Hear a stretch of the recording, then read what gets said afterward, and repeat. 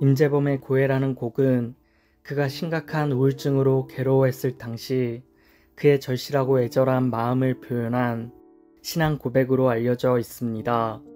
그가 그 당시 느꼈던 감정을 그대로 표현했던 곡이어서 곡을 준비하기 시작한 지 20분 만에 완성할 수 있었다고 합니다.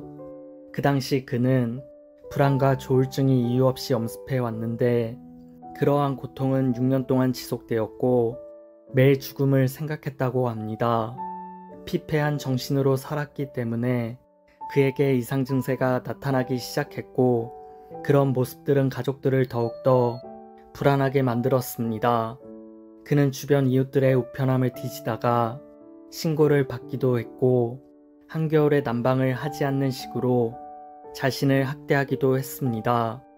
또한 외출할 때면 문이 잘 잠겼는지 30분 이상 당겨보는 등 심각한 공황장애 증상을 보이기도 했습니다.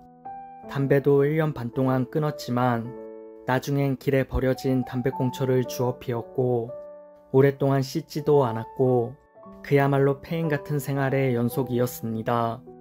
그는 6년 동안 매일 밤 아내와 자식을 재워놓고 어떻게 죽어야 할지 그 생각만 했다고 합니다. 신실한 믿음을 가지고 있었던 아내도 그 당시에는 남편을 감당하기가 쉽지 않았다고 합니다. 그녀는 늘 그를 위해 기도했는데 어느 날 아내는 그의 베개맡에 성경책 한 권을 놓아두었다고 합니다. 남편의 정신적 회복을 위해 성경 일독하기를 권했던 것입니다. 임재범은 아내의 권유대로 성경을 읽기 시작했고 그 후 놀라운 일이 벌어졌습니다. 성경을 읽으면서 6년 동안 그를 괴롭혔던 우울증이 거짓말처럼 사라져 버린 것입니다. 그는 하루 종일 성경을 읽으며 하나님의 말씀에 완전히 매료되어 살았습니다. 결국 그는 성경을 통해 하나님의 임재와 평안을 경험하게 되었고 그는 죽음에서 자신을 살린 것은 신앙이었다고 당당히 고백했습니다. 그를 살린 건 말씀에서 나온 믿음이었던 것입니다.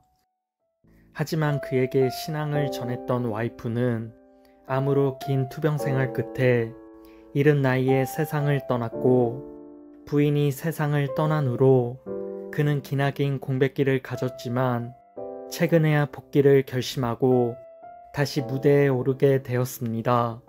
그는 그동안 아내의 죽음으로 힘들었던 시기를 보냈는데 그가 우울증으로 고통받던 시절 고해라는 곡을 통해 주님께 신앙을 고백했던 것처럼 모든 것을 주님께 의지하고 그의 놀라운 노래 실력만큼이나 세상의 선한 영향력과 예수님의 아름다운 향기를 널리 퍼뜨릴 수 있는 신앙인이 되기를 두 손 모아 기도합니다.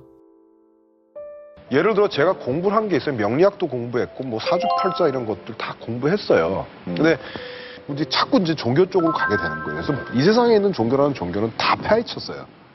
근데 하루 종일 성경이라는 걸 보고 있었고 그러니까 집사람이 이렇게 슬쩍 놓고 가요. 왜냐하면 요구해서 되는 사람이 아니니까. 네. 그러니까 우울증을 벗어날 수 있었던 게 글쎄요. 종교적으로 얘기를 해도 괜찮은 건지 모르겠는데 네. 믿음 하나였어요.